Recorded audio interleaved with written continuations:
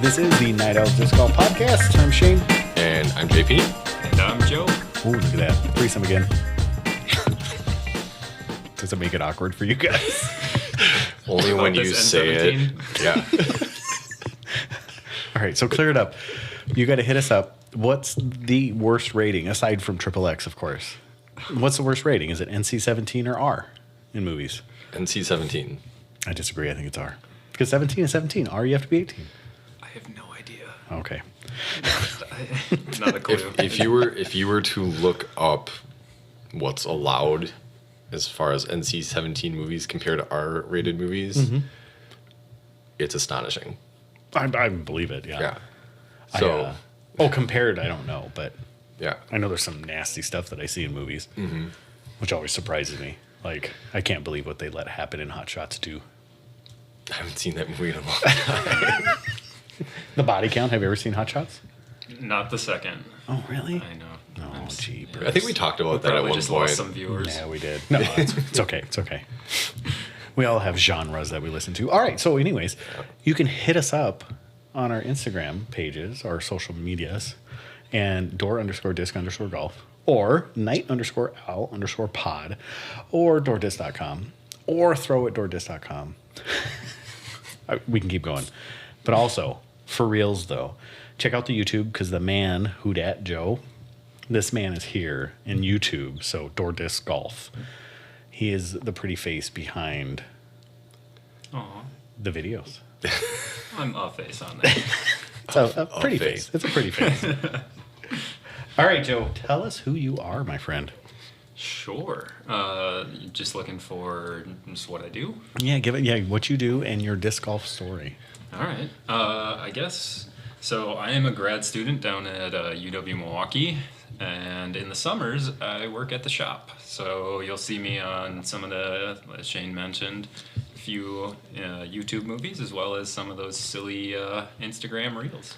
And then so that's just I guess enough background about me. But as far as disc golf goes, I probably picked it up back in like 2006, maybe a little bit earlier. But it was pretty much just something to get out of the house at that time. And I grew up throwing frisbees. My dad and I would walk the dog at night, and we would always play catch across the street with a disc.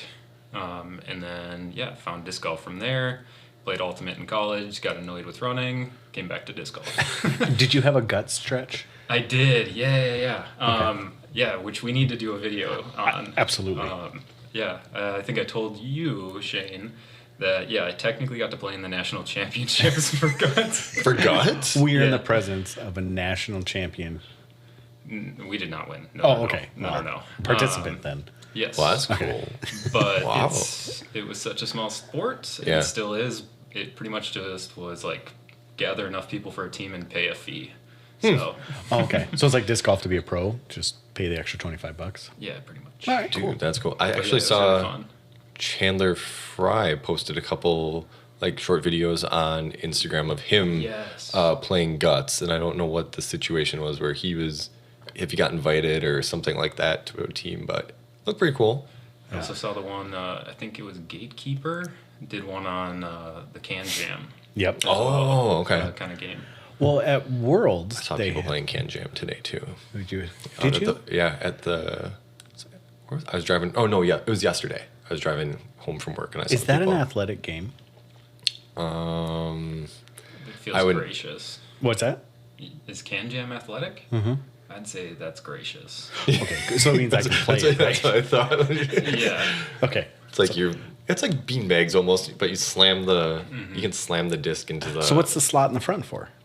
You score 5 points or something like that for. I thought that was game over. Oh, maybe it is game over. I mean, I don't remember.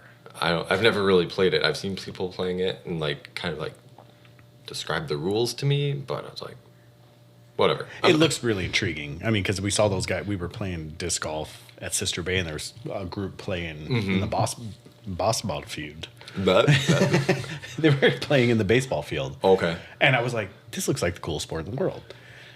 And I've never played it since, or never even seen it since. So, You guys have it in the shop. no, yeah, that's that dynamic dunk. It's the I've same never played thing, it, though. isn't it? Yeah. Oh. I think. What about the bottle game? Where you have to, like, Beersby. yeah, or whatever. You gotta knock the bottle off the tower. Yeah, Dynamic Disc has one too, the Dynamic Duel, which we have in the shop. Right. That one I played. Okay. I enjoy that one.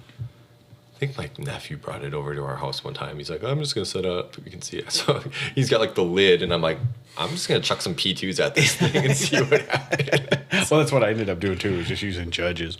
So if you catch the bottle, it's a point against the person. If you knock it off, you get a point. Yeah. And they don't catch it, you get a Okay. point. So it's like, so you can give points or get points or take away points. It's like, I don't know. That's the way we played it anyway. So, so anyway, so that's Joe. So shop guy extraordinaire. We call him the talent thanks. because he's the one that gets the views on Instagram. No, I think that's Brandy. Yeah, Yeah. the dog. The dog. The red lab. So, yeah. So, all right. How do you, speaking of Instagram and getting views, how do you guys feel about influencers? And I'll quote the big boys, like the people that are truly influencers. Because I think, you can call JP an influencer, you can call Dordisk an influencer, but we're what we would call micro influencers, maybe even microscopic. But we're micro influencers. I wouldn't even consider myself an influencer. Oh, I think you'd be surprised. I think you'd be surprised. I don't know. You influence me, JP. Thanks. I can leave. This is getting What? nothing. So how do you feel about them? Talking like Mr. Beast, people like that. Oh, okay. Like PewDiePie, is that one? Yeah, I think on so. YouTube. I don't watch them. Really? Yeah. Are you a YouTube guy at all?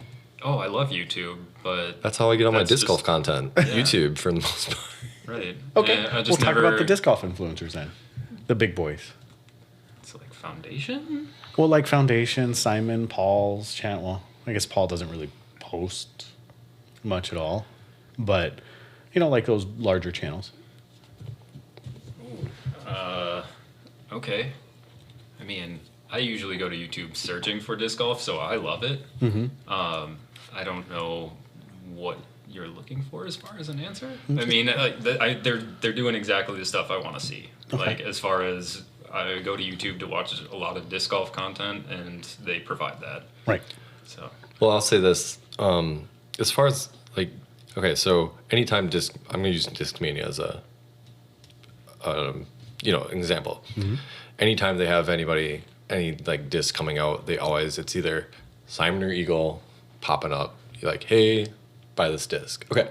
Obviously, people are going to see pros and be like, yes, I want to buy this disc because they're pushing it and if it's their signature disc or whatever. Like, no doubt people are going to buy it because of that.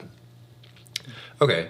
Go to an average Joe, not Joe, but He's not average. people who are like street level, like influencers, like sponsored by shops and things. They're like, hey, go out and buy this disc, use my code. I don't.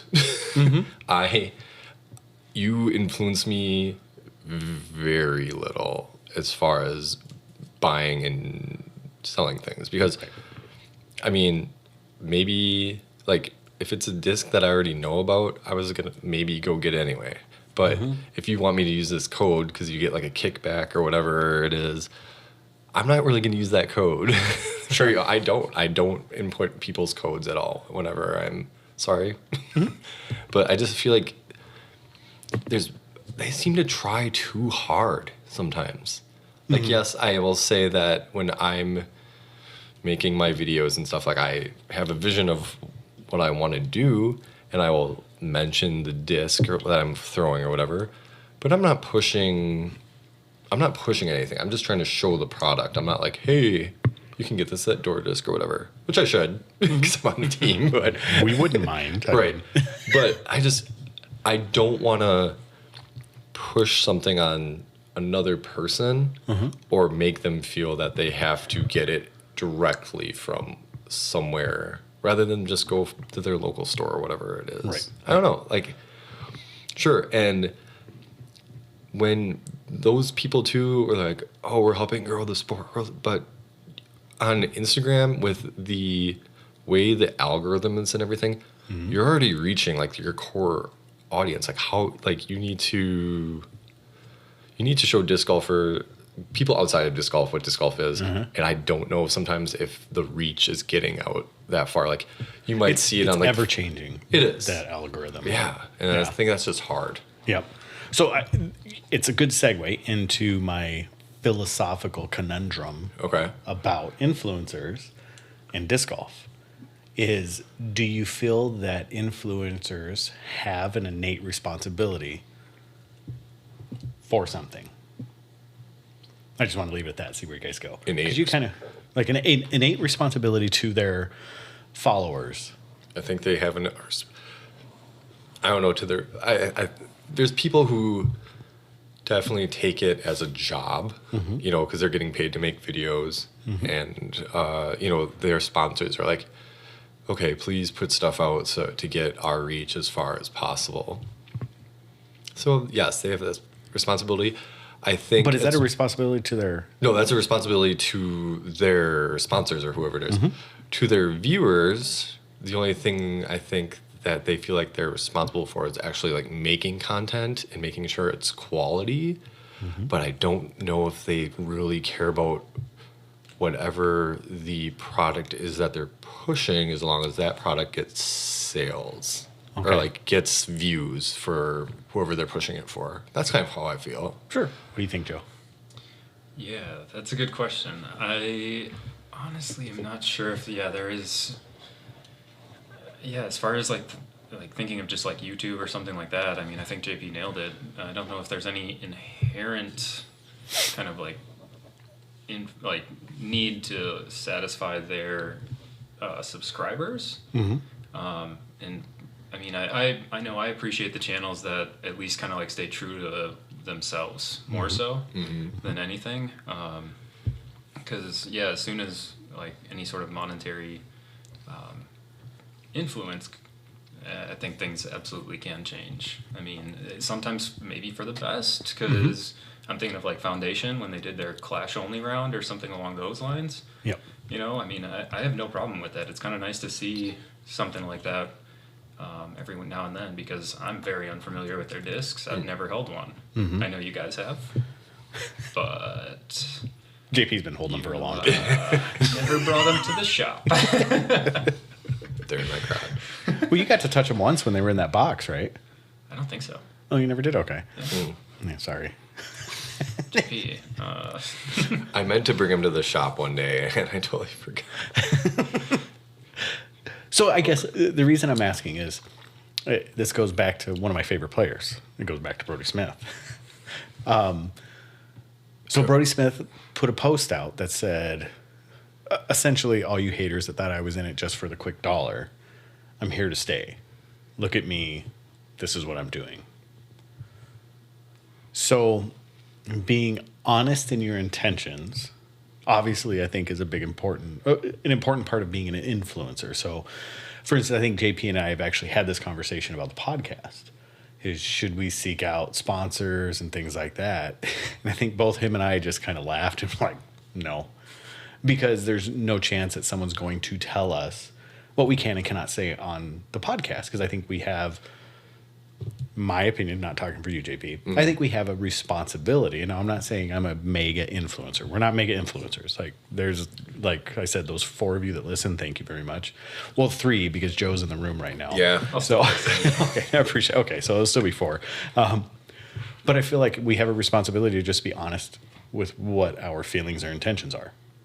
And if we are influenced in one way, shape, or form by like, reciting something or not being able to say something or anything like that, that I think it would taint our viewership or listenership or crowd or followers and I think when they would meet us in person, there'd be a disappointment there. Because I'm not going to say anything different when I'm standing in front of somebody than I would on this podcast. At least I hope I don't. So, I mean, anyways. There was that guy that came into the shop, the one from Illinois. Oh, right, He was a listener. Yeah. That was really cool. Yeah, he like came over. Are you Shane? Yeah. And that was my first fan interaction I've ever had. But well, not my right first, here. but Yeah. I'm right here. Oh, yeah. Sorry. But Yeah, but that was one of the first like true like I'd never had an interaction with that person before, and he came up and said, "Hey, are you the guy from?" And that was neat. It That's was cool. really neat. And I text you right afterwards, like, "Oh, check it out, man. That was really cool." Yeah. So it brings validation too, and I appreciate it greatly. Like I love that interaction because I was able to actually have a good conversation with him. And I don't know. I feel like he would be disappointed if I was someone other than who this microphone's picking up. Yeah, I can see that. And the same thing with our YouTube videos, with all like, I think there's 3 subscribers now or 4, something like that. You're one, I think we're all sitting right here. Yeah. So, that's not a joke though, by the way.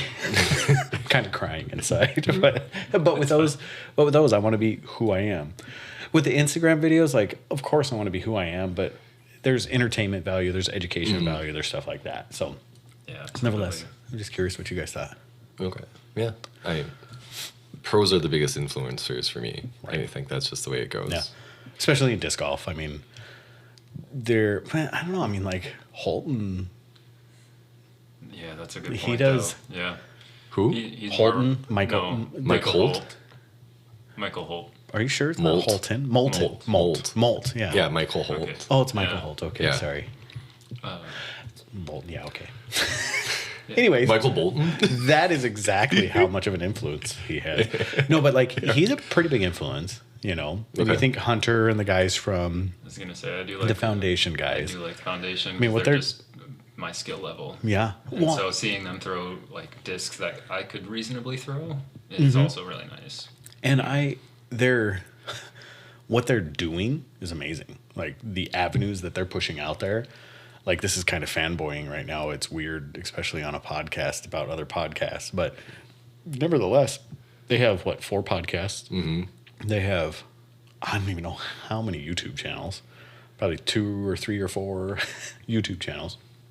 They have Foundation Sports Network, which is like a blog that Trevor does.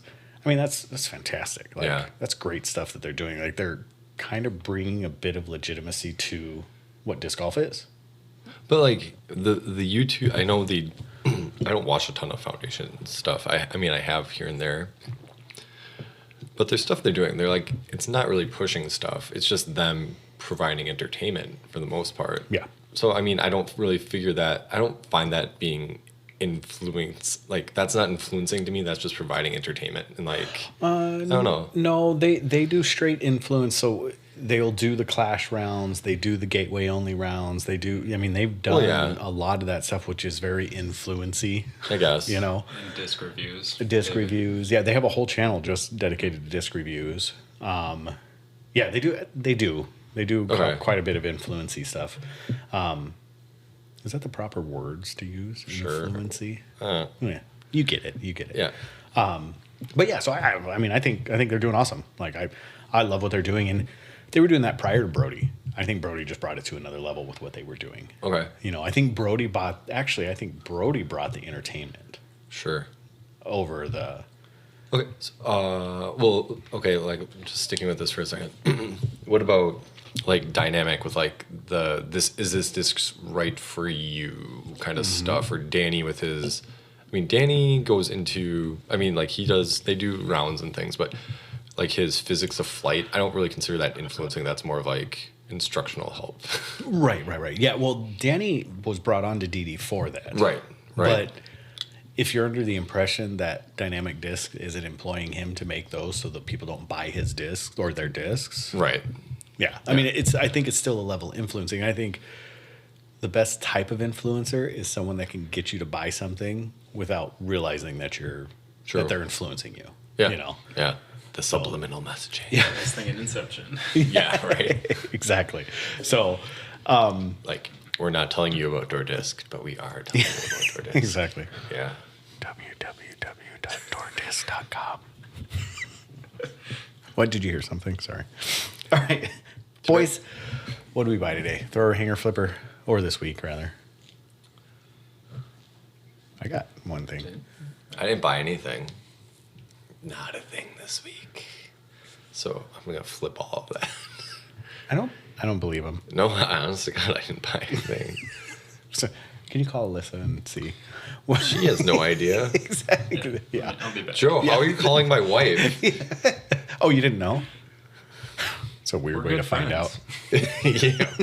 So, with that said, I did buy something, and I think Joe bought something the same and one. So, I bought a Strider.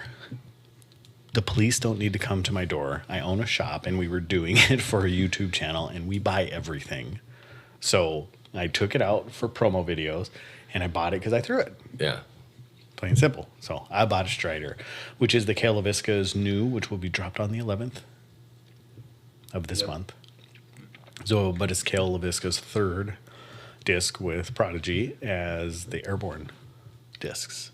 Oh, it is his third. Yeah. I is. forgot about the Falcor. Yeah, the Falcor, because the Falcor came out like in February. It was early. Yeah, really early, and then these two just kind of, Yeah. Shadowfax and Strider. So yeah, that's what I bought, and I like it, Yeah. and it'll be a thrower. I actually ended up getting 3. Oh, did you? Holy Okay. cow. I know. Well, Are they I all guess the same plastic? I think I saw the sale. Or was that your brother? No, that was my brother. Oh, okay. Yep. No, I had some funny money from League. And so I Oh, picked nice. up, just with the overstable video, I picked up a distortion. And then also, I have no idea how to pronounce it. Is it a yarn? Yarn Cast or of yarn? Plus. I forgot how you Yeah. pronounce it. J double tilde. Yeah. ARN. Yeah. Is it JARN? Yeah. Mm-hmm. And then, also a Strider, which I need to pay for on the 11th. Yeah. Well, I can't buy it yet. That's true. Well, you could put it active just in the shop because we don't have them out. So Oh, that's Right. true. then just pay for it that way. Yeah. Yeah. There's currently an IOU in the Yeah. cash register. I like that though. That's good. Reminds me of Dumb and Dumber. Save this one. It's a big one. Anybody else buy any Castoplast from in the shop at all? Any online Castoplast? I didn't see any online, Oh, but I know there have been. I know one sold today while I was in there. Oh, nice. Berg sold the bird. while I was in there. He'd never thrown one. He's like, "Well, I'm here. May as well."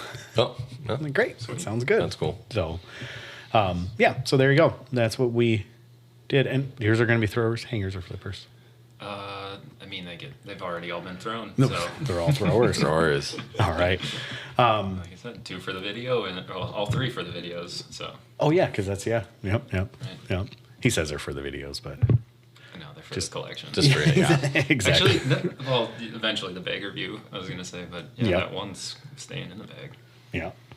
So what we'll do is we're going to go over preview here. So course design, we're going to talk about how course design has affected the game. We're going to talk about Tatar. We're going to talk about our Mid-America picks. We're going to make Ledgestone picks. And then we'll go over our guest bag review, our bag analysis. And then we got random questions, and we'll give you some shop updates. So with that being said, let's start with the Mid-America Open picks. So Mid-America just ended, or is it still? It ended. It ended, yes. It did, ended, that's yeah. right. So we'll go over what our picks were. So I had, sorry, Joe, you don't have any picks. That's all right. I picked Klein, Gibson, and Redolin, and they were all horrible. They weren't all that horrible. I believe Klein at one point was in. Do you have it up? I did not. Shoot, Of I course not. just was looking up stuff. Yeah. So, and then JP took Freeman, Joel Freeman, Zachariah Johnson, didn't do too great. He and didn't Isaac Robinson. So I took Mertsch, Deanne Carey, and Ronsley, and Deanne Carey didn't even play. I thought I Wait, saw what? her name, and then I could have sworn she was at. When we were talking the other day, I could have sworn she was on the PDGA I page. swore she was too, but I maybe I'm wrong. Maybe I'm wrong. And then Mertsch, Finley, and Hokum for JP. All right, so we got the results up yet? Here? No. Yes. No. Okay. Deanne Curie did play. Oh, she did. Okay, good. She placed 10th. Oh, okay. Well, that's not horrible then. Nope. So, all right. So, male. You want to go over who first, second, third? So I know. Oh, yeah. Okay. First place, we had Alden Harris, 26 down. Congratulations. Second place, Chris Clemens at 24 down. And then, tied for second with Chris Clemens is Gannon Burr. And then Anthony Barilla at 23 down. There you go. And then you had, who'd you have? Klein, you said? I had Klein, Gibson, and Radalin. He was 5th, Gibson 8th, and Radalin Oh, no. 19th. Oh, okay. I just saw a lot of flicks of the thumb going up. Oh, no, my screen wasn't moving quite fast enough. Okay. And then you had Freeman, Zacharias Johnson, and Isaac Robinson. Yeah, none of them did too great. Wait, Isaac Robinson was I think the highest, 13th. Oh boy, yeah. Scrolling. We can keep the... Anyway. So we'll move on to Mertsch. Yep. So both of us picked Mertsch for first. She ended up in second. Mm-hmm. And then you picked Holcomb for third, and she finished first. Yeah. And then Finley. Where did Finley end up? Holly Finley ended up finishing 13th. 13th. All right. And then Deanne Carey, 10th.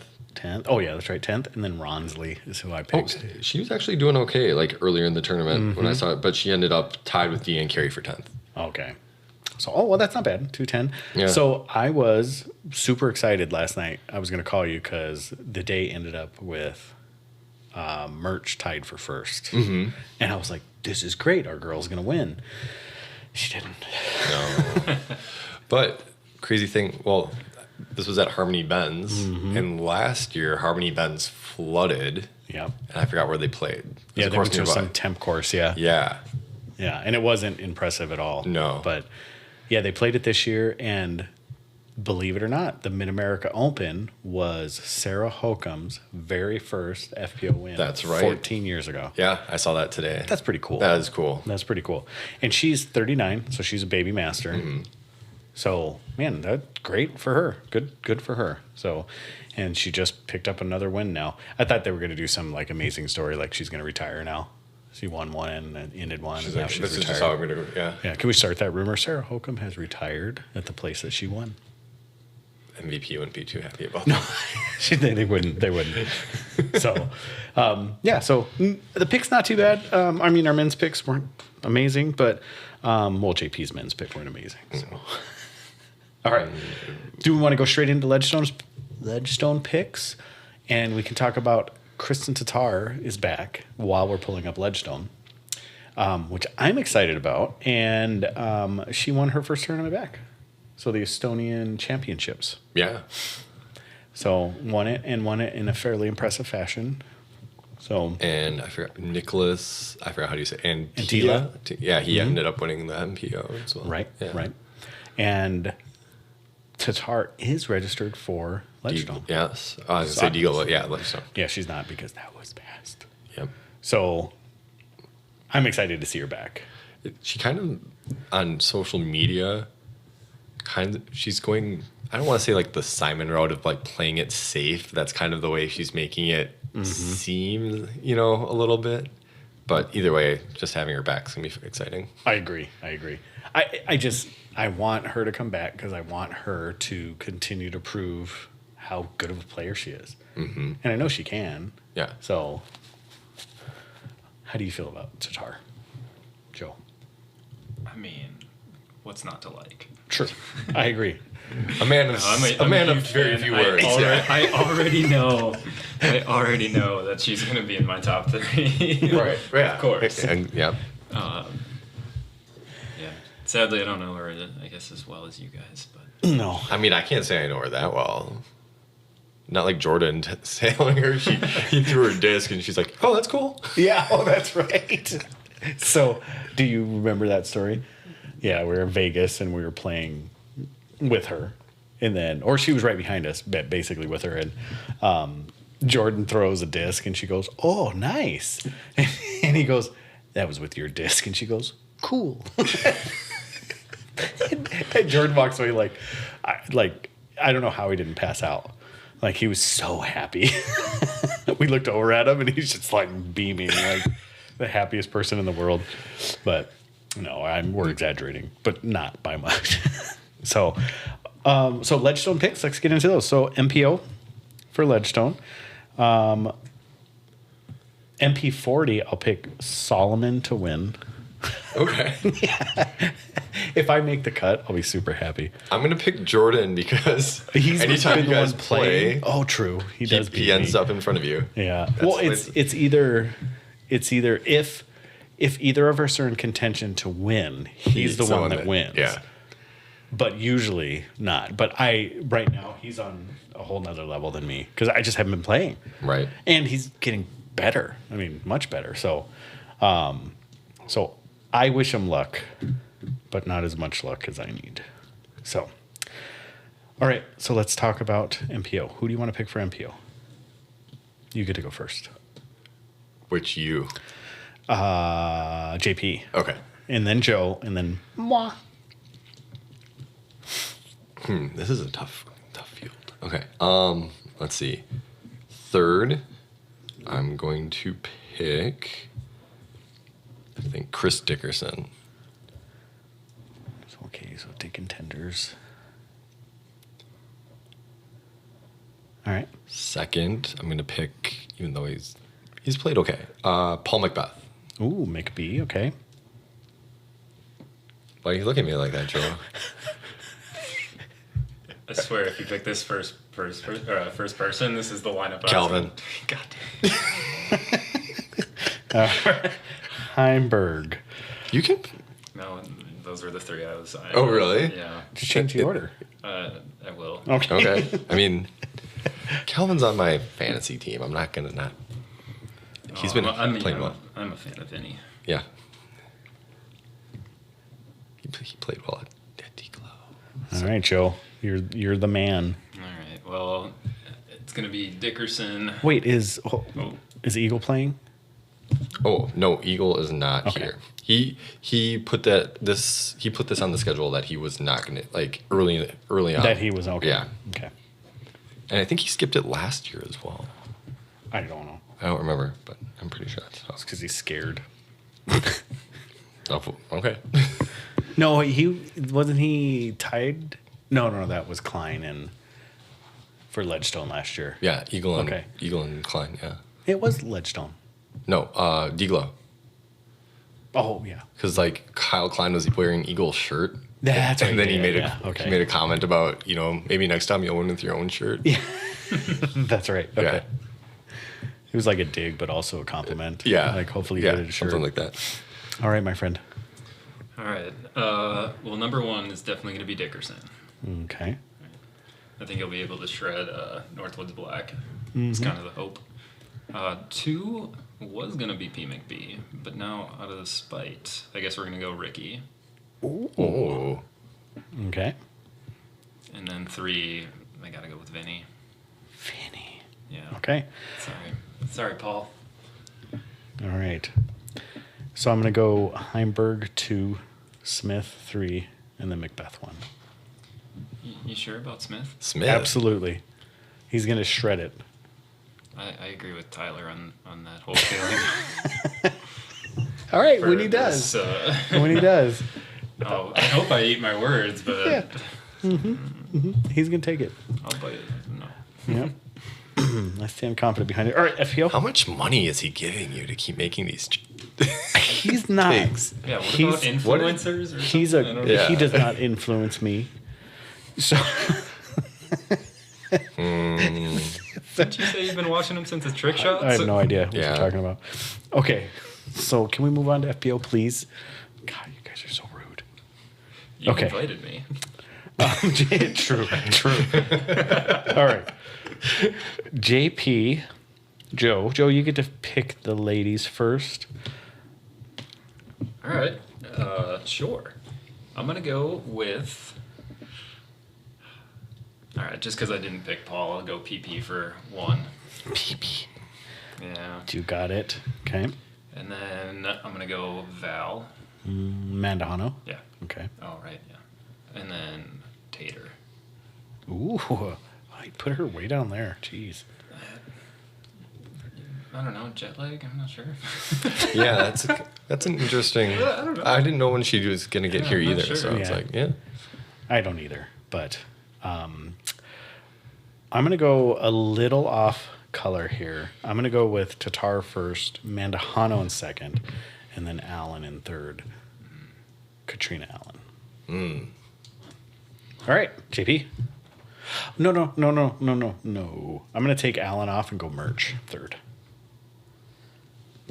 Okay. Any reason? Coming off a hot victory or a hot contention with Hokum. So, okay. and I don't think Hokum has a long enough arm to compete at black. So, Fair. okay. All right. I'm going to go third place. I'm going to take Holland Hanley. Third? Third. Okay, sorry. Yep. Second place, I'm going to take Kristen Tatar. Okay. And wait, first place, I'm going to say He's nervous. I'm going to take Katrina Allen. Allen. All right. So, Allen, Tatar, Holland, Hanley, and I'm going to make a real interesting third place. I heavily considered Natalie Ryan. Oh, did you? I really did. Why is that a huge championship finish third this weekend? I know, but I don't know. Because, like, her name, well, apart from controversy. There's no controversy. No. Doesn't come. We don't. Other than that, talking about her like actually finishing somewhere doesn't come up very often. So, True. But I mean, yeah, played well in the past couple weeks. So just thought about it. But Okay. yeah, Was that what we would call virtue signaling? no. No. I just want to bring her up because that's okay. No, she was honestly in my thoughts as well. But I got to pick like a dingbat. Like that's how I always pick. I want to pick someone weird and goofy, and hopefully they show up. Like she's there. Like she has a good possibility of winning this thing. So That's fair. I thought about Haley Kang, honestly. Yeah? Just with her being Wisconsin, playing tight wooded courses in the past. yeah, I mean, she did well at Nationals last year, right? yeah. She's just so streaky. Yeah, like that was the and concern. not in the good. Like usually not on the good side of things too. Sadly, I think she'll get there. Yeah. I think she'll get there. I just don't know if this is her year. Well, yeah, it's just so weird because she will show up and like take stretches of like not just like a week off, but like longer stretches, and then all of a sudden just show up for a tournament and be like, "I'm here, let's play." And you're like, "We haven't seen you. I don't know what you're like." Honestly, she won US WDGC, but like, I don't really know. I can't off the top of my head think of any other tournaments where she played that hot. Neither can I. So who? What's her name? Why can't I think? Prodigy. She quit and then came back. Heather Young. Heather Young. Has she shown up at any other tournament other than Arkansas State? Or Tennessee State. So whichever one it was. I don't know if she's been anywhere else recently. Okay. That's a good question. It'd be awesome to see her again. Okay. So, all right. So let's start talking about how course design has affected disc golf. Where I'm coming from is on the Monday episode, we talk about how the air quotes death of a mid-range happens. And I think we contributed the change in pro level courses being wide open bomber courses. It's like throw as hard as you can, putt. And so with that course change, what are some of the other side effects that can come or will come with the change of course, and course design being really focused on bomber holes, par fives, those type of things? So, Joe, you want to start us out? So I have impact on disc, impact on course, impact on cost, pro players, and casual players. So those are kind of some of the areas that I thought about that would make a change. So what do you think? Well, I mean, it's a bit challenging for me because I wasn't here for the Monday episode, so I don't quite know how mid-ranges come into play, but I absolutely agree. The fact that everything's going up in distance, that mid-ranges are starting to get kicked out. I will say I do like having wooded courses because just mid-ranges just going straight down the fairway is certainly something that you'd see. And I know Jordan, when he played Northwoods Black, right? Mm-hmm. He threw, it wasn't the Bounty, it was Fuse. Fuse. A ton, just to try and stay in the fairway. And Right. I think, it's unfortunate that the pros are not throwing mid-ranges because they can keep a fairway straight that entire time. But, Yep. Overall, I don't know. I mean, I'm not sure. Yeah. Well, I think Northwoods is actually one of the courses you see mid-rangers come out on with pros. I think most of them, really any of them, you think Vegas, you think, is there a course that they played on one of the Pro Tour courses that they haven't just been able to throw as hard as they can? There is Waco. Oh, okay. I was thinking just like pros throwing mid ranges. I'm trying to remember the tournament right now. It's kind of killing me. But Eagle, it's like a 380 or something like that. I think it's like a slight downhill. It might be at the preserve, but Eagle pretty much just throws like an MD3 the entire way or Okay. something like that, just to keep it straight, because a lot Right. of the times the drivers would skip off. Yeah. Yeah.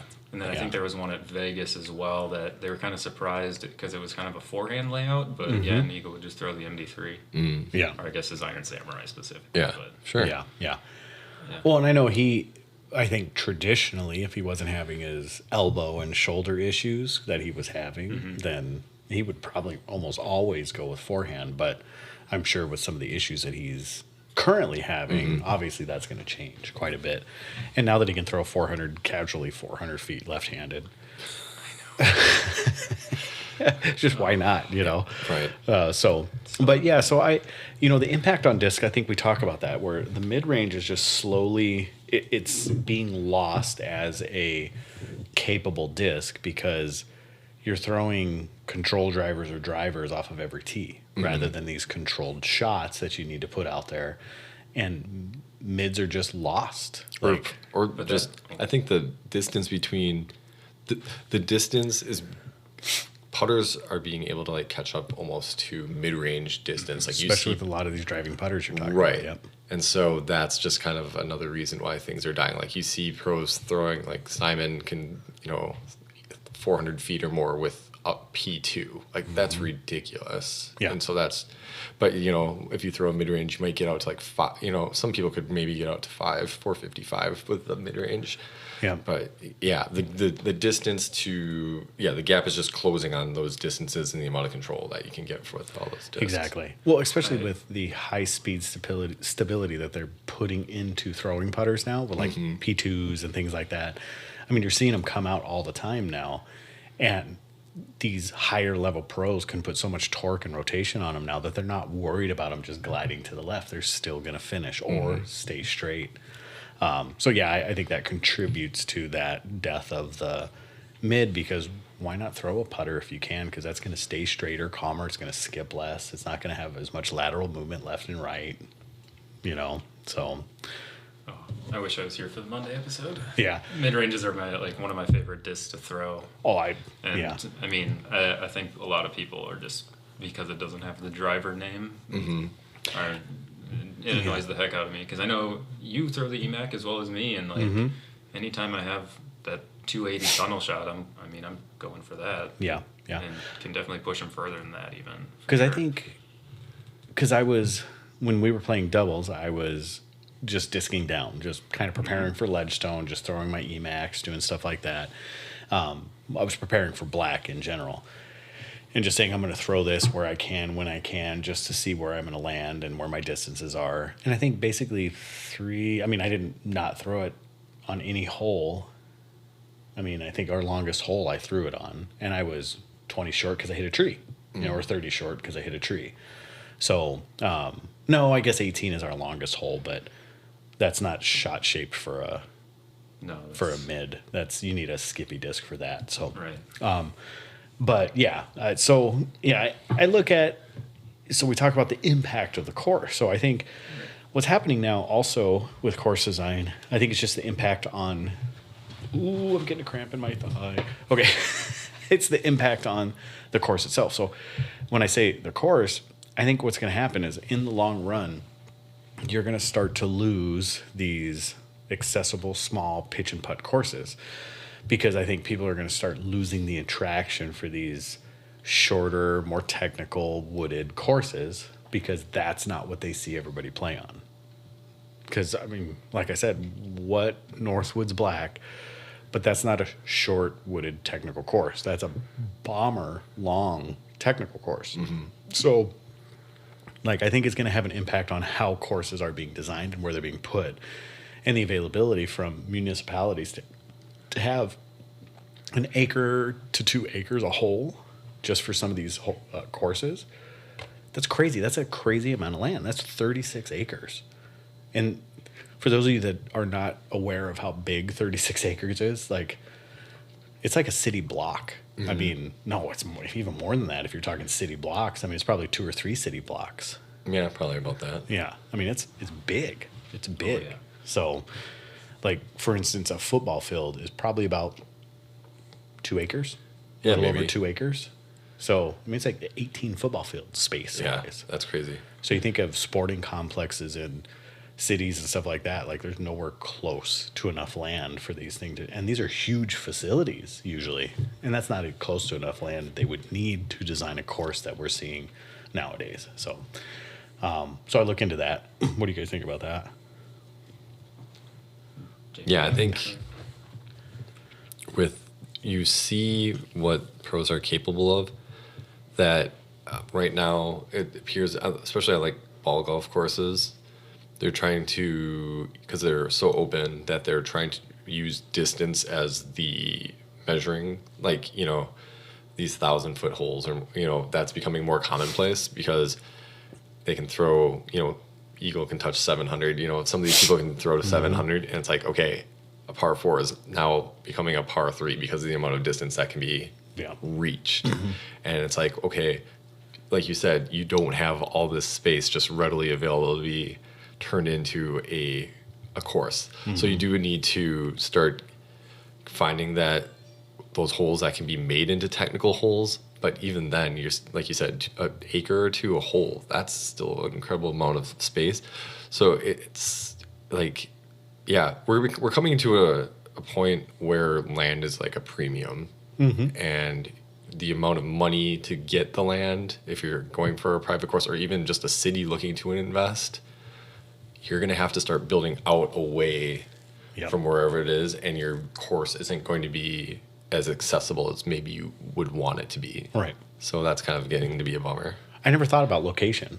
I mean, I think that's a burden that's going to be as well, because like you said, in order to get the facilities the way people expect them to be, you have to go out in the middle of nowhere, because you're not going to find that type of land in the middle of a city. Right. Plain and simple. And if you do find that land in the middle of the city, you're going to put homes on it. You're going to put apartments on it. You're going to put something that's highest and best use, and that's not a disc golf course. Right. So municipalities are always trying to figure out how they can make the tax dollars. Oh, exactly. Right, you know, Exactly. so yeah. In a disc golf course, No. even if they charge you $40 a year for a pass, Right. it's not going to come anywhere close. So, yeah, I never even thought about that. It's a great point as well. Yeah. What do you think, Joe? Anything else?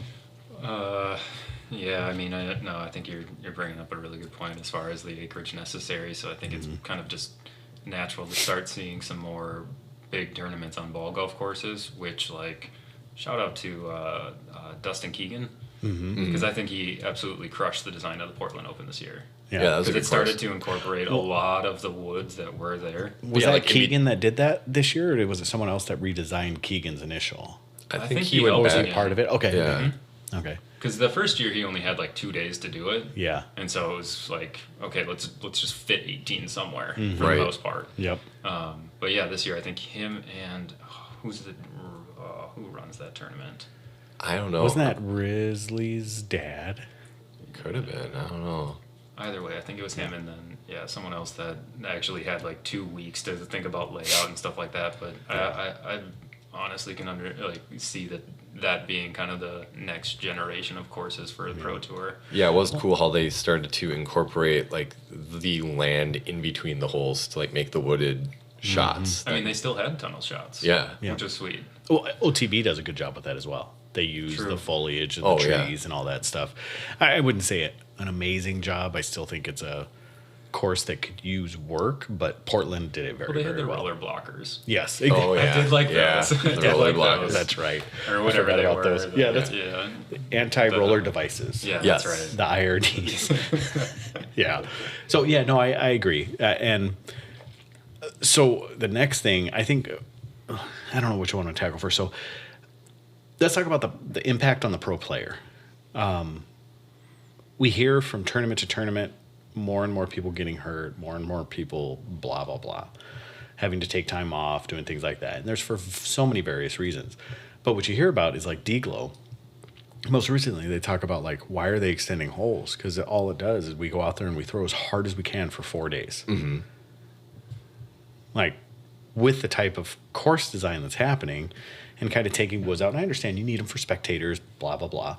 You know, like MVP Open is trying to do a better job about making them more spectator friendly with stands and kind of positioning some things, making some decks like that.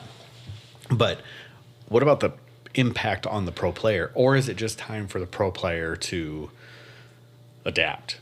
You know, are there things that maybe our form isn't at its peak? We've talked about the pinnacle athlete in disc golf. Maybe this is the time where that adjustment to our form needs to change, because if people are getting hurt throwing, then maybe we're pushing the limits, but I really don't think we're pushing the limits, especially if Bradley Williams can throw like 1,100 feet, you know, or David Wiggins, excuse me. Yeah, right. I was like, So, Bradley Williams? yeah, you know, if David Wiggins can throw like 1,100 feet, I understand those conditions were abnormal. You'll probably never see that type of distance again. But I mean, on a regular, he can throw 600 to 700 feet. Mm-hmm. He's healthy. He's never had issues. So, what other impact do you think, or do you want to expand on that? I don't know. Yeah, like I think you're saying pros, it's up to the pros to adapt. Like the course is it? Huh? I said, or is it? Oh, I don't. It's weird because they play the course that's given to them, and these course designers are saying, okay, we've seen these other courses on tour or wherever that the pros maybe aren't challenged because of the way the course is designed, so they need to up the difficulty or whatever, and that's forcing players to reach their limits. And they're the only ones that know what they're truly capable of with their bodies. So I do think it's up to them to adapt, or take time off when you need to take time off. Ultimately, they're there to play the course that's in front of them, and they can only take so much. Like, you're going to break down on tour. We see Paige Pierce taking time off, not just because of her body, but because she wants to enjoy life more. But yeah, I think you might have to play less tournaments than you actually want sometimes, or strategically play courses. We see Holly Finley all the time. She loathes long distance courses because she knows she can't play them. But is she also saving her body by not playing those long distance courses and only playing technical courses?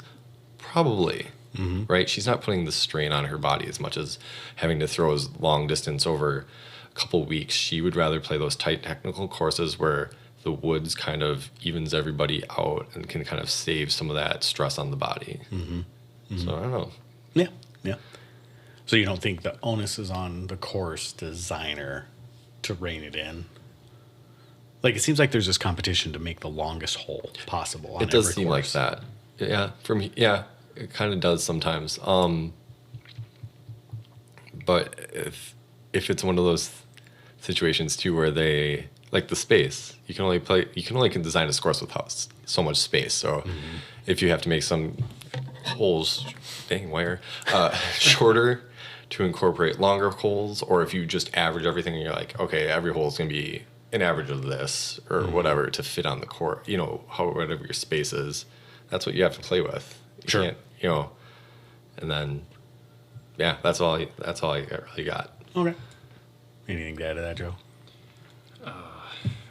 Not too much, honestly. Yeah. Okay. Yeah, I mean, no, I think, you bring up a good point as far as just simply like longer courses being more taxing on the body, which, I mean, if you really want to see people like Ricky and Paul in a few years when they're in their early 30s. I guess Paul actually Paul already already is, is. yeah. Yeah. I mean, you might not see them as frequently on the high card, which is fine. I mean, like, you know, you're going to get rotation through sports as Right. far as top of the. Yeah. Who the best is, yeah. Right. So, yeah, I mean, I think personally, I think it's fine. I think it's kind of annoying to watch because I appreciate those technical wooded courses. I think there's no prettier shot than a nice hyzer flip down a tunnel. Yeah. But, you know, I'm just envious because I can't throw 500 Yeah. or 600 feet. So, Exactly. Yeah. I was gonna say, at the end of the day, when these players are done, I hope some of them get into course design because they know the players as well as anyone. You know, on tour, you're talking to people all the time about what they like, what they don't like, what they want to see, what they think can challenge people. And I think they can go into that knowing the kind of stress that's being put on their bodies and what players want, or what, you know, as a player, you probably know best being a player on tour rather than just a John Howe going out and designing a course to be as challenging as possible. Like, you can go Right. and still challenge, but yet know that, okay, it can be challenging without just wrecking your body. Yeah. And that brings interesting point. Like, you talk about designers, like how can these guys that they came up in the age of, like, what was maybe the fastest was a T-Bird. You know, so, and not that they're not currently playing or anything, but they're not at that top level. The last time they were at the top level was how many decades ago? So for them to be the leading designers in disc golf, I wonder where they get their information from, like what actually works and who actually wants what. Or do they just have a couple pros that they got their ear, or is it, you know, are they just guessing like we feel that this is what the best course should be? yeah, they gotta watch some, like, they gotta have an idea of what the top professionals are doing. You know, they gotta watch some sort of, like, even if it's Jomez or something, just the Sure. highlights, right? Yeah. Because otherwise, if they don't know what the top professionals are doing, they can't adapt and make better courses, and then that kicks them out of their job. Kind of feels like what Yeah. the Eagles Crossing You know. course is going to be. That course is gorgeous. Right? Like, Right. that guy saw, like, his course is basically him watching. And he takes holes from, Kind of like, that's kind of what it seems like. You know, like, you see it and he's like, well, I just kind of picked up from watching on YouTube, right? Like, Yeah. watching all these players play. And it kind of feels like he's building his course based on some, like, holes that he's seen and Yeah. kind of like mimic those, but place, or it's almost like taking iconic holes from certain courses and Exactly. placing them on that Yeah. on that course almost. yeah. And I think from what I have heard, and I'm planning to go there this winter, but what I've heard is it's phenomenal. Like, the design is great, like, and the You not watch the money's skins matches? that are, oh yeah. But Oh, I'm okay. like, I've never actually been there, so Oh, right. you know, I've Okay. because you know the perspective from on like D-Glow. So D-Glow's awesome. It's a great perspective. Like, it's one of the most phenomenal courses that I've played. But the, like, 18, the uphill on 18, that those cameras cannot do the elevation justice. Or the tee shot on one. Like, the cameras, it looks far down. It's even farther than that. Like, or two going back up the hill. Yeah. Like, you cannot do that justice. Like, it is incredible how uphill those things are. Well, I mean, it was nice. I think now that I think it was Nate Sexton who made the comment just in like the practice round that said that it's like an 80-foot drop or something like that. I think, or the Which one, for 18? no, or for, I think the climb on 2. Sorry, or something like that. Oh, Or- I bet no, you no, it's- no, no, no. I bet It's you it's purely even more than vertical. Oh yeah, I think he was Like, talking about like the yeah. angle or whatever. Yeah. Okay. Like just the rise in Right. elevation. How much? Well, 80, how yeah, does- maybe it's yeah. 80. I'm just thinking, like, it doesn't, it's not that. Or it has to be more than that. But now I'm thinking, like, well, 80 feet's pretty tall. That's an 8-story building. Yeah. Right. Like, yeah, probably. It's probably pretty darn close. Like, and it happens in a span of maybe 200 feet. Yeah, that's a You good know, incline. I mean, it's a good incline. Like, it hurts when you're done on that course. Like, your feet and your calves and your, like, and your shins are on fire. you understand the ice baths? Yeah, exactly. So, you know, you think you talk about that stuff, and when I talk about like course design and seeing it on, like, Like, sure, I've seen it, but like, I really want to go see it, like to actually figure out what all these, holes are like. So I'm excited about going. All right, so let's talk about the cost. So a couple things that I think of for cost is the more land you go, the more expectations for clubhouses and pro shops and all that stuff that people are going to have. These things don't come free. Right. Disc golf is no longer going to be a free sport with the expectations of course designers. I mean, they can't be. And plus, if you bring in a course designer, the cheapest course designer that I have ever heard of, other than local guys, but like any huge name course designer, is like $2,500 a nine. Mm-hmm. How do you recoup that money if it's free? So I think the cost is also going to be one of those unintended consequences of the way courses are being designed nowadays. Mm. So, and how about anybody want to say anything else on that? I think it's pretty self-explanatory. So I was going to keep going on. What about the impact on the casual player? So, as far as just like longer courses go, just like the way that courses are being designed nowadays for the Pro Tour. Mm. Oh, I mean, I'd put myself as a casual player, and I wouldn't touch some of those. Yeah, right. I think just knowing them. I think there's a novelty of being able, maybe to like one day go play them, and you're like, well, I've played it once. That's all I need to play it. Like, right? Exactly. Like, or you go to a Maple Hill maybe, and where there's multiple layouts, multiple holes, and you're like, well, I can go here and play like the shortest tees, every once in a while, and maybe I'll go play one of the longest layout every once in a while. Like, that's cool. Yeah. But or for this iconic hole, I'll play from this pizza pad to this pad. Yeah, just to see but it'd be like playing from a pro tee to the basket. But as far as like sitting down and watching on Jomez, it's sometimes Joe. Don't point that finger at me. No, sometimes I don't like the camera, like you're saying, like doesn't pick up the elevation. And I think we talked about it before too, that it doesn't pick up the difficulty of holes very well. Like you can see trees, you can see this, but unless you're physically there, see them throw and it just doesn't pick up the depth of field very well on camera. Well, that's a lot of criticism that Vegas gets is hyzer. If you've ever actually played those courses, it's not just hyzer. Like, there are some pretty difficult stretches on those courses, and the cameras do not do those stretches justice. Mm-hmm. So, yeah. So, and I think that's the same thing. It's like TCP Sawgrass. Like, I'd love to go play it. Right. It's going to be garbage. I'm going to lose so many balls. Like, just right. Like, is it going to be? Are you going to maintain that level of excitement of being there, and are you going to continue to have fun if you're struggling? Exactly. Yeah. Yep. So I think that's some of the impact on the casual player. It's going to kind of take that fun out of it, and I think some of the stuff that disc golf has going for it is it's so accessible. And it's not just accessible that it's easy to play, but it's accessible because you get to go play the exact same courses that the pros play, and you can compare yourself to it while still having fun. Mm-hmm. You do that on the PGA, like, sure, I can go shoot a sub 100 round out at Maxwell and Braze. You take me anywhere else, like go over to, what's the one they play the Masters on here in Wisconsin? What do they call it? Whistling Straits. Whistling Straits. Take me to Whistling Straits. I would be over the moon if I was sub 100. Mm-hmm. Like over the moon. Like, so, and I know two different sports, but I think it brings into perspective what is going to happen with some of these course designs. I mean, those are some of the things, like a casual player is not going to have fun going, because we see it even in our small groups. Like, we went from Sister Bay to Jacksonport and Sister Bay to Bailey's Harbor.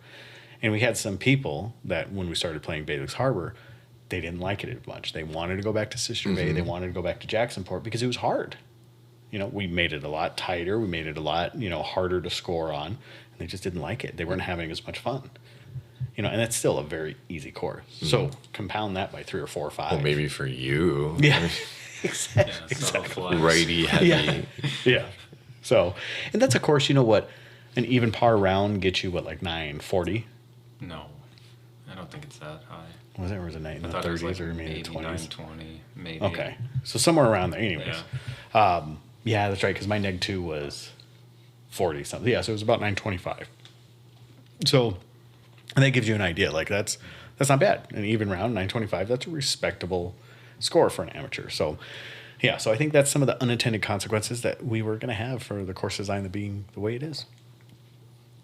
Sound good? Anybody else want to add anything else? No. All right, Joe. Tell us what's in your bag. All right. Dun, dun, dun. So our listener bag review is going to be a guest bag review by Joe. All right. So he's going to tell us what he has in his bag, and he actually brought his bag in. Yeah, you got a nice Upper Park bag. Yep. It's a Christmas present. Nice. Which one is that? The Rebel. The Rebel. So he has an Upper Park Rebel. It's in a green and gray. He has a red hat on top. Yeah. Okay. Looks You like a know, chalk just bag. Yeah. I'll just pass it your way. I'm here now. At this point. Exactly. Yeah. Shane, take over. Thanks for dropping it off. All right. All right. What you got? So starting with putters, I putt with the West Side Shield. I used to throw Judges. So sorry about that, Shane. I know one critique already. Yeah. Let me write that down. It's just got the Judge. It just has a bit of higher shoulder and just fits the hand better for me. And then as far as approaches go, currently there's 3 in the bag. So one is an Exo Hard Tactic. Another one is going to be that ESP Flex Zone, the Yarguana stamp. And then the third one that will kick out the zone is going to be that yarn, or however you pronounce Oh, it's going to that. kick the zone out. It is. Okay. So yeah, it's that K1 plastic, so it's still soft. But yeah, I don't know. It's kind of got more of a mid-range profile, and so I really like it. But that tactic's in there for life. So Okay. as far as mid-ranges go, I then have an Origin, a Buzz SS. And that's just, again, one of the TI ones from Ledgestone. I have 2 Emax. One is Lucid. One is going to be a Fusion X. My brother just finished dyeing that one today. And then I have a Maverick in that Fusion X. As far as other ones, what do I got? I got 2 Firebirds. One is just this old beat-up Star that is not a Firebird anymore. And then I got a Sexy Bird 2022. And then I got the Shadowfax, a lightweight Era, a H3 V2 in a 500 plastic, a Grace, what else do we got here? Shrike, and then a DD3. Okay. And so An OG DD3 or a new one? this would have been an OG. So it's an X out from the mystery boxes this last Christmas. So still produced by Innova. I assume that's what you mean by OG? Yeah. Yeah, made. Innova molded. So Yeah, it's it's Innova molded. and it's Star. Star. Or sorry, S. S1. Yeah, S line. Yeah. Okay. All right. We don't have to kid ourselves anymore. It's Star. Yeah. Okay. Um, All right. Wait, did you say it's swirly? No. Sorry. No. Oh, I don't. Not that it matters. I just It's just a okay, purple X out. Yeah, nothing fancy to it. the blue ones glow. They have bits of blue. oh, they do. Yeah. Oh, I have one. I wasn't think so An downstairs. XO blue one. Yeah. Because they were in the mystery box, right? Yep. Yeah, I think I might have one. It's either that color or the. That's cool. So, all right, cool. So yeah, of course, I got to give you a hard time about the Judge, but the Shield. I mean, it's very. I mean, it's almost an identical flight to the Judge. It's a deeper profile, Very. right? Yeah, I mean, here, hold on. It's missing the bead, or it's not. It's more of a micro bead, Yeah.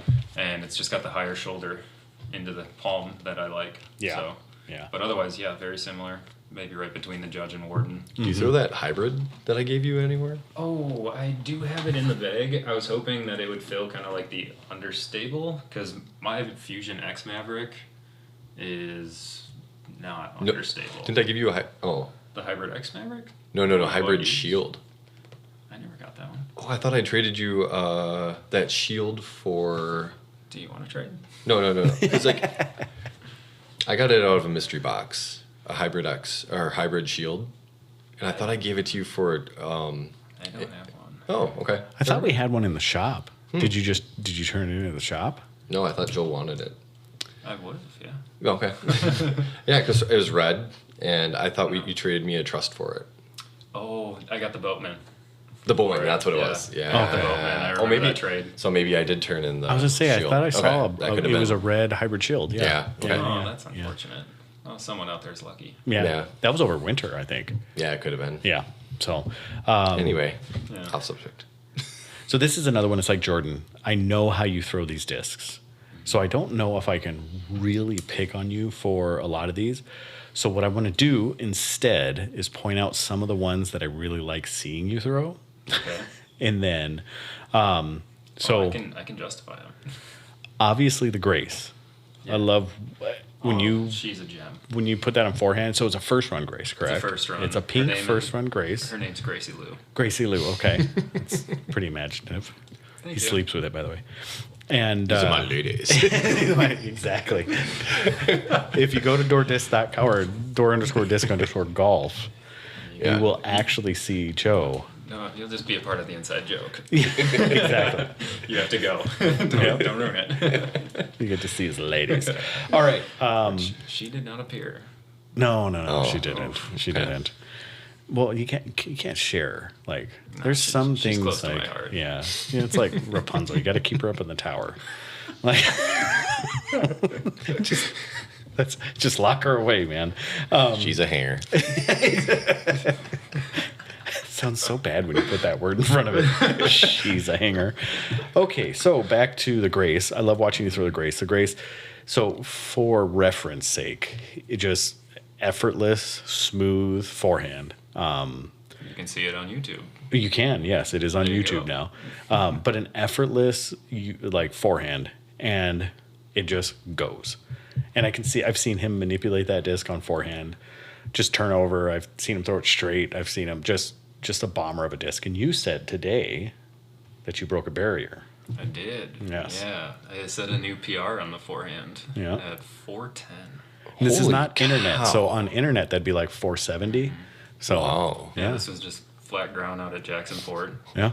I It know. was It's not, a bomb it and a was half. not with Grace. Grace Is that though. off of? Oh, I thought you said it was with the Grace. No, I wish. Oh, we'll take it back.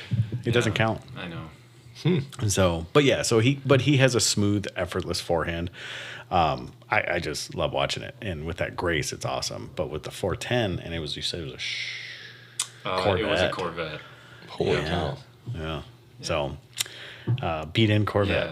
Yeah, I was really happy to break that barrier. Yeah. So The other one I like seeing you throw quite a bit is that Maverick, that dyed Maverick. I think your brother dyed that. Yep. That dyed Maverick. Yeah, it is. It's so smooth coming out of your hand, and it does not fly like a Maverick. no, It does not fly like a I would Maverick. put it like an FD. Yeah, It's very weird. just super straight, no dump. Like, I don't know. It's broken. Yeah. I don't know. I mean, it's the Fusion X plastic, but like I've been throwing it for 2 months now at this point. It still is not seeing anything of that minus 1.5 that Mavericks have. No, no. Yeah, it is a beautiful, It's like, goofy. yeah, it's a great thrower. It makes me want to like pick a Maverick up, but then I'm like, okay, stop, Shane, stop with this, like trying to pick up FD replacements when you have them in your bag. And then obviously your Emax. I love watching you throw your Emax. So, but I think between the Maverick and when you take out that Grace, I'm super excited to watch. Like, it's so smooth, it's so fun to watch. So I'm Throw it more when I'm playing with you. Yeah. Good. Make me excited. Take me off my game. That sounded bad. It's okay. It is what it is. I am sad that you're thinking about taking the arrow out of your bag. Yeah, I think I told you. It's just because I'm too lazy to go get a new one. Okay. Okay. Yeah. So Because he's not there 2 days a week in the Yeah. shop. It then shows up like almost every other day. I was gonna say I'm there more than 2 days. I was gonna say. But I have the H3, the H3D2. I don't know if there's a difference, but There's a slight difference. Not Okay. too much, but there's a slight difference. Yeah, I don't know. The feel wise, they're similar. I think the they era. feel very different. The H3 has very like sharp triangular nose or like edge to it. It doesn't have that classic rounded top Yeah. Okay. of a disc. Yeah. But like it has the same flight numbers as a normal air. Like Does it fly unbroken. the same for you? Mm-hmm. Okay. Okay. at least like a brand new era. Yeah. So. It doesn't have the flashing issues. There it doesn't. No, yeah. But I have to stick up. So there was a good time where Prodigy had some nasty flashing Yeah. issues. Anything I've seen with the LaVisca line, any of the Jones line, That's true. and any of the newer stuff, haven't seen it at all. I have Should have you? looked harder at the H7s that are coming out. I looked at them today, and I Okay. was great. I mean, it's like because think- Prodigy never had that issue. Then they had that issue a lot. Yeah. and then they never. It doesn't seem like they have the issue anymore. We haven't What's the bought one, any stock runs for a while. The D2 that was that had that unique stamp. It's not the Twin Cities emblem, but it's No, it's like the mountainscape and stuff. Oh, I know you. No. It's a city profile, Oh, is that a city profile? and then Okay. yeah. But I think it's like a 500 Spectrum. Is it or the new something swirly like one? that. Yeah. Yeah. That had some pretty nasty edges to it.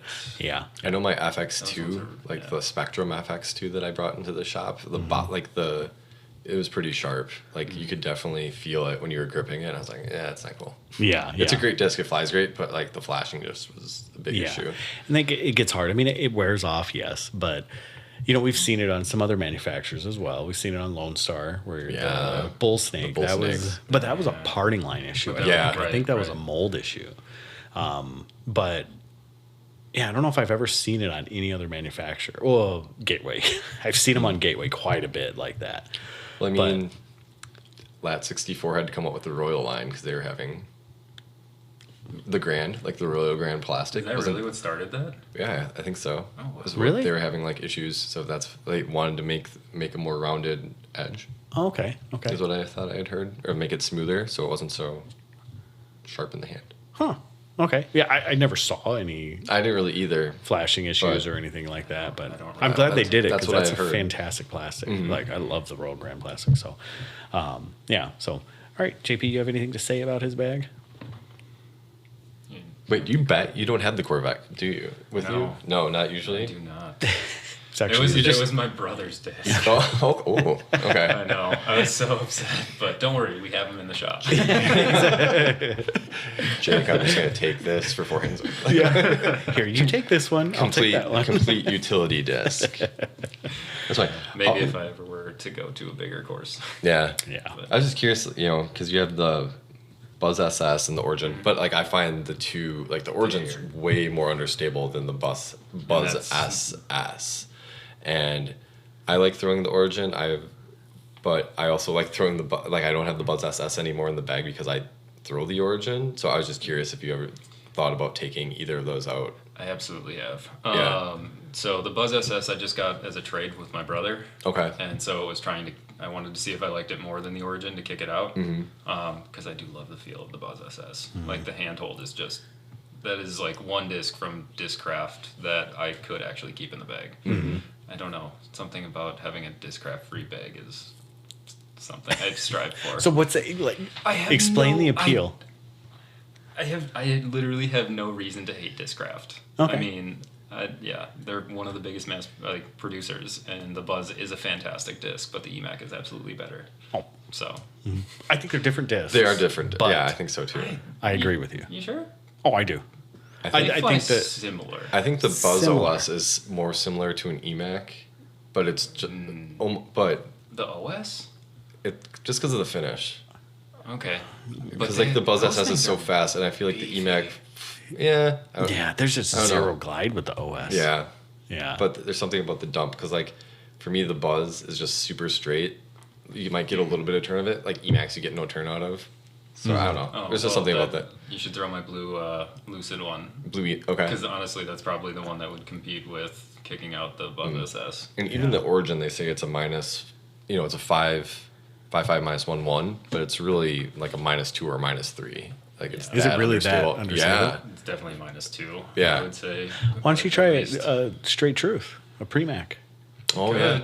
Good. Because those are they have some understability. They still stay pretty stable when you first throw them, but after because Trilogy brand usually beats up really darn quick for me, anyways. Like it gets to its good flight pretty quickly for me, and it holds it for a long, long time. That's why I think I've held it in my bag forever because it gets to a point it just doesn't go past that. Whereas Innova, like it'll beat into something a completely different disc. But the Truth, I like it. I like it a lot. I had the Fluid Truce in my bag for quite a while, but with the Comet and the Fluid Truce, like I would compete back and forth between those two. It would confuse me, so I just took the Truce out of my bag. So Origins are fun to throw down for rollers, though. They are really fun. Yeah. It's can you get a lot of distance out of those? Origins? Absolutely. You can, yeah. Origins are great. Origin on a roller. Oh. Somewhat, but it will. There's times where I've gotten to go pretty far, and then there's times where I just cut roll. So I think maybe like with the Geo Origin that I throw, that's the most understable. So you really have to hyzer flip it, like steep hyzer, like really turn your wrist. Mm-hmm. And then, the Neos are a little better. And then the Kyle Klein Midnight Pearls they're surprisingly, for the, what is it? The like glimmer, excuse me. That was a fart. They're surprisingly like understable as well. Even though you would think they're overstable, they're pretty understable. Yeah. Because it's the metaplastic, right? Yeah. Yeah, okay. We have some of those in the shop, the Midnight Pearls, don't we? No. What are the ones we have? The Fangs. The Fangs. Zens. Oh, yeah, we have Arctic Fangs. Yeah, Arctic we don't Fangs. have Arctic- Zens anymore. Oh, really? Yep. Yeah, Zens are gone. Mm-hmm. So, yeah, But Arctic Fangs. there will be full tilts at some point. There will be. Hotel. We'll get into that. Yeah, sorry. No problem. Foreshadowing. Yeah, exactly. All right. All right. So that's our analysis. Anything else? Come on. No, Billy. I'm. All right. Okay. We see you play. We know how your discs are. Yeah. It's Honestly, not. I could get away with a shoulder bag at Bailey's, though.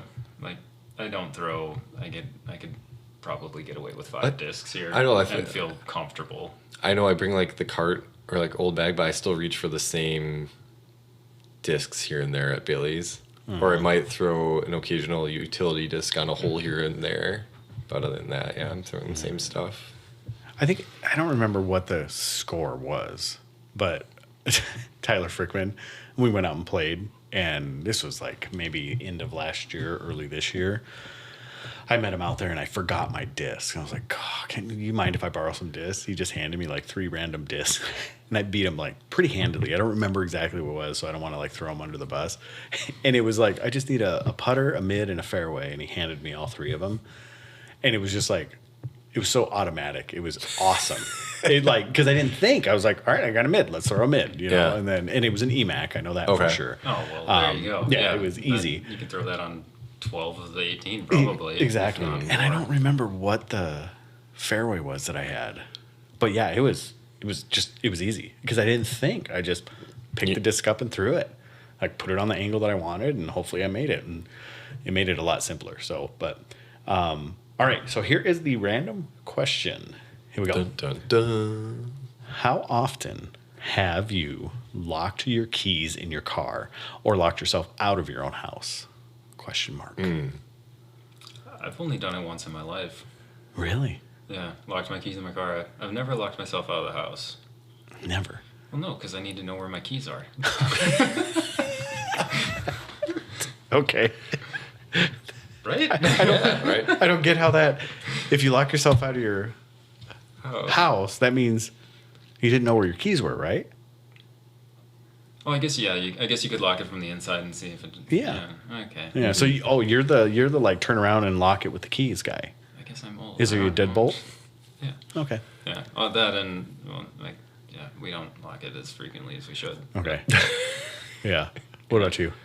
Definitely locked my car, like self out of my car. I want to say like 2 or 3 times. Okay. Just because keys have fallen out of my pocket, and then you just go and click the button and you like pat yourself down and like, oh crap. But I've had it too where I thought I was just going to go somewhere for like a split second, and I've had like one of the kids with me or something, and they've pressed the lock button, and it's like, dude, what happened? Seriously? Yeah. Yeah. I don't think I've ever locked myself out of the house because garage door opener, like, we have the front door, but if we have the garage door, it's just like, okay, yep, garage doors are going up, or keypad to get into the house. So Yeah. it doesn't happen. So I have never personally locked myself out of my car before. Because I don't lock my car doors. I never have. Yeah. Never have. Well, I guess when I lived in Florida, I did, but it was fairly short amount of time. Yeah. Or if I'm like at the airport, I'll lock them. But that's a very rare thing. And living up here, like maybe I'm giving too much away, but you just don't need to necessarily. I mean, you can. It's probably smart to because it's like that crime of opportunity. But I just don't lock my doors. But I have been locked out of my car quite often. Okay. And it's for the kids, like because. So I don't know if you've ever seen me carry a pair of car keys. Reason why is because I just leave them in the car. So my Nissan has just one of those little fobs that it's a proximity one where you just push the button. I just leave it. Oh, go pee time. Is it poop or pee? Just number one. Okay. Break. JP's going to pee. Right. He's not going to take his microphone. So I'll just keep talking while he's peeing. So yeah, that little fob, I just leave it in my center console. And I just jump in and push the button. I will say my brother does a similar thing because he's got one of those number pads on the car, Yeah. and he loves it. Oh, I would, 'Cause- yeah. Right, you know exactly where your keys are. Yeah. And I guess you're intentionally locking yourself out, but you can get true. back in. Yeah, especially with the keypad. And with the Nissan, it's connected to my phone as well. So Oh, that's cool. I can't get locked out unless I don't have my phone, unless I lock my phone in the car at the same time. But it will not allow you to lock the car if the key fob's in the car. So there's all these little safety precautions. That's pretty cool. So that's kind of nice. But even if the key fob's in the car, it has that proximity thing. So all I got to do is walk up and open the door and push the little button on the handle and open the door, and it'll open if the key fob's in the door, which is kind of nice. Interesting. I'm kind of confused. Why? Wait. So 'Cause it's maybe I pro- didn't quite understand. Because like if your car keys are in the say you have it in your console and you're driving, can you not lock your doors when you're driving? Well, no, because you're in drive, so it'll go. Oh, Yeah. okay. This is just while it's parked. Just while it's parked, okay. yeah. All right. So if the key fob's Way in to the go, middle, engineers. yeah, exactly. So if the key fob's in the middle, I don't know if it's that sophisticated enough to know whether it's in the center console or in my pocket when it's that close. So I can just open it. My truck, on the other hand, does not, but it still has those key fobs, and I have the thing to get in, which is a Dodge. How'd it go? Success. All right, he peed, and the front of his pants are not wet, so. And it looks like he even washed his hands. Good for you, JP. I will tell you, the water. What the heck? Yeah. The water pressure on your sink's kind of funky. The air. in Yeah. it? Yeah. So we'll get back to the truck story. So that since this is the second floor and the water goes, I have a separate water heater for up here. And that gets a little bit of a pressure loss into the hot water tank because of the evaporation. So when you turn on the hot water, that's when it does it. Got it. So there you go. So just use the cold water. Okay. Yeah. Unless you like the spurting, it's okay. It only happens a little while. Yeah, And then it'll it's come not bad. together. You know, my niece thought it was like we were having issues, so she called me up one day. She was like, "There's something wrong with the sink." I go, "No, it's just that. I need to put a little pressure tank on there, and it'll be good." But so, anyways, yeah. So in my truck, it's where the lock button is.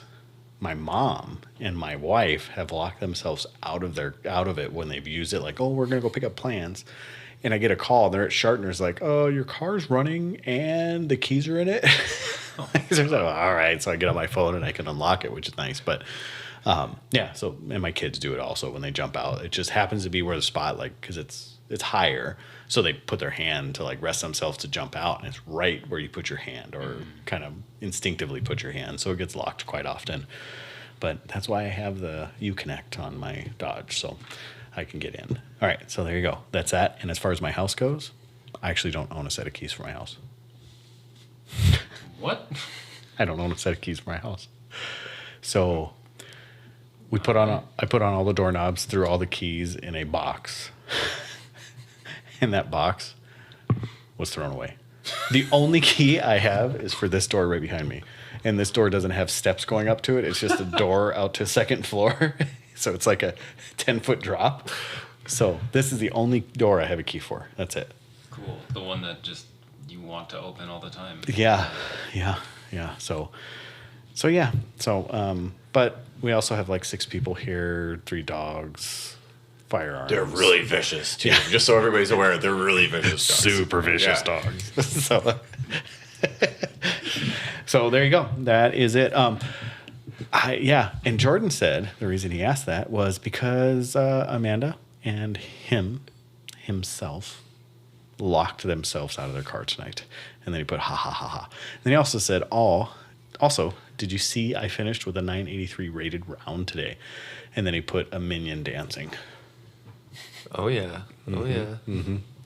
So congrats, Jordan. Awesome. I saw that you finished in 9th at Silver Cup. So good for you, sir. Good for you. 1 spot out of cash, unfortunately. But he still finished up there. Doesn't that suck? Yeah. It wasn't meant to be a burn. It just like kind of sucks. Yeah. Because that's how it was in Vegas for me too.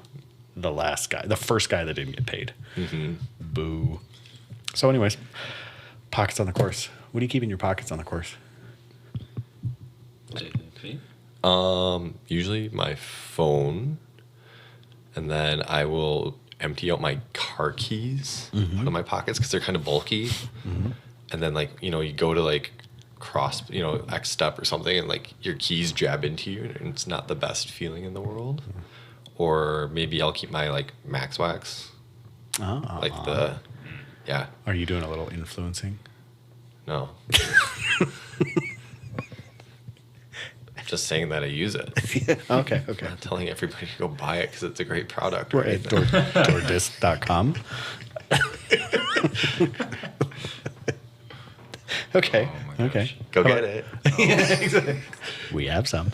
Joe? DoorDisc.com. Right. Joe from the shop here. Yeah.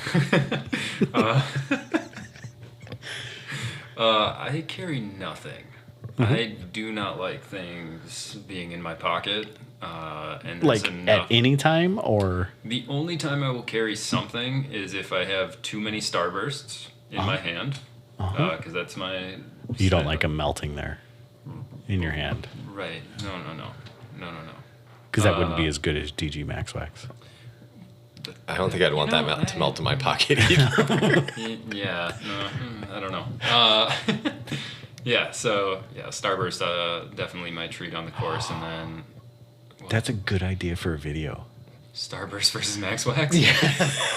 Or just rub some sticky stuff versus like honey and You are gonna ruin so many discs. they can be washed. Well, that's fair, but like I don't want to. Yeah. It's annoying to just clean mud off. All right. He's gonna get his fingers dirty. Crap. Yeah. He's just but I hoping we don't also- find time before you go back to Milwaukee to do it. Yeah, right. Yeah, I'm free in like. Sometime in September. Yeah, right. But otherwise, a towel is the other thing. Okay. I do have a towel that's for dirt and then one for drying, and so the one I have for dirt is kind of a smaller one. So, Okay. Yeah, so it's not too bad. So casual rounds, I don't care what's in my pockets. Because I don't carry car keys. All I carry is AirPods, chapstick, my phone, and my wallet. And a knife I like hang on my pocket. And then I have a key bar, which is like for the businesses. Like it's a... Have you ever seen that?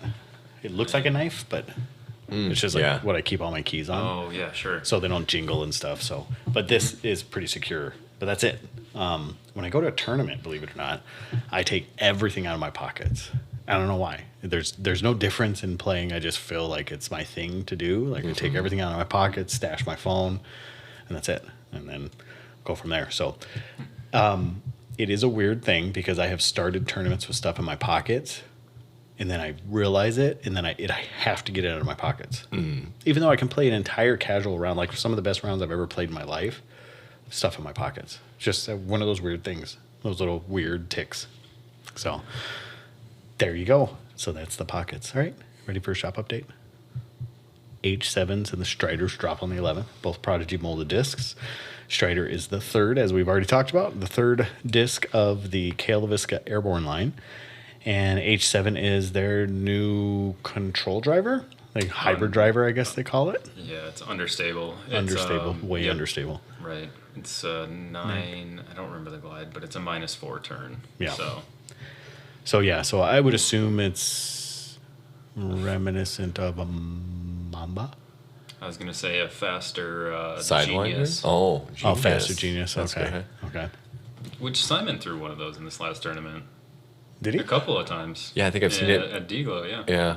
He threw it on 18 to roll it up the hill. Oh, is that for a roller? Yeah. Oh, okay, okay, God, okay. yeah. Yeah, I was With gonna say like Simon's he power? can throw one of those. No, he could probably go in a crazy hyzer and still roll it. Right. All right, and then Creator Series, the Cloud Breakers, which are different from the DD3s now. The Cloud Breaker is a separate mold. They drop on the 17th in the shop, so it is a separate mold than the DD3s now. And then on the 24th, we have the P1s and the Full Tilts, which are also a Creator Series. And everything that I have read is this is a different mold than the Tilt. Okay. I just knew it was the vapor plastic. Oh, is that what it is? It is Yeah. vapor. Okay. Yeah. Well, I know it's vapor, but are you sure it's not a different mold? I don't think it's a different mold. I think it's okay. just that it's molded in this vapor plastic. Okay. I'm not positive, but from what I've heard, Because I'm not getting anything whether it is the same mold or not. Okay. So I assumed if they just called it Full Tilt that it's going to be a different mold, like Yeah. FD3, Right. it's Tilt 3, or the Tilt 2. They're just doing Full Tilt. yeah, I honestly think they're calling it that because I've heard it's going to be a little more overstable than the regular tilt. Because Like, that's what was Sorry, needed. Did I Right. hear that correctly? Did you say more overstable? Yeah. Than the regular tilt. It's exactly what I was hoping for.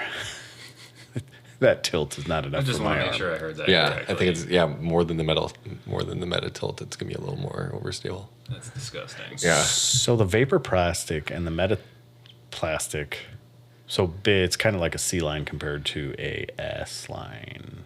Yeah, is the like comparison. yeah, Ish. yeah, Okay. like the vapor. Also, I think that I want to say, because I heard someone say it, I don't think it's actually called the vapor plastic. I think it's actually Lux or something like that. It's- and the vapor is just the design on it or that something yeah, goofy. vapor. Yeah, It might it's have been Lux. like one of Ryan Miller's. It's Lux plastic, but vapor is the like burst. Yeah. Yeah, that's what it is. So Okay. don't be too angry at No. us. So if it's Lux, then it's still molded by disc latitude. Mm-hmm. Okay, cool, sweet. All right then, Yeah, that's what we got. Anything else? I feel like I just killed the conversation. Nope. No, not at all. I had thought of something, but now I totally forgot about it. So it's not even that important. Was it the OnlyFans? Nope. That's not that important. I was really hoping it was. Uh huh. Are you sure? Come on. No. It's, yeah. No. Joe, I'm Joe surprised wants you to see wouldn't. it too. We keep talking about it. No I one's know. ever seen it. Yeah. You're such a tease. I can only imagine what he does on there. That's what his OnlyFans is: giving him promises and never fulfilling them. You just tease. Tease. Just tease. Yeah. You pay me to tease you. The disc golf tease Yep. on OnlyFans. Just cut out right before you throw the disc. Exactly. See, this is Never the see new, the and then flag. that's it. Yeah. It's the one. Where it's And I'm like out. it's like the clickbait. I got an ace. Yeah. And then nothing. Nothing. Yeah, it just It goes ends up black with- right before it hits the basket. That's a great April Fool's thing. Just have a compilation of you're like, these are my best aces, but just cut out like all the hits before the basket. Just be like, trust me, it went in. I like it. I like it. But your enunciation was on the wrong syllable there. Yeah. But that's okay. Whatever. We'll get it. We're not good with words on this show. They're hard, man. All right. You sure anything else? You don't want to leave anything special for us, Joe? I can't think of anything. What about a joke? I mean, I'm not funny. No. What about a Goodwill Hunting math quote?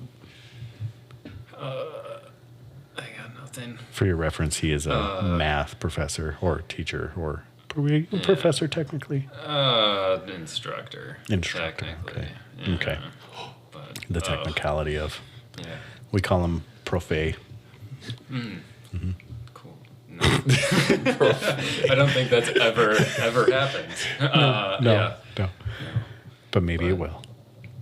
Yeah, I think they stole all the good jokes in that movie, so Okay. All right. I haven't heard any good ones. Like, how do you like them apples? I do like apples. All right. On that note, keep it subpar. Peace.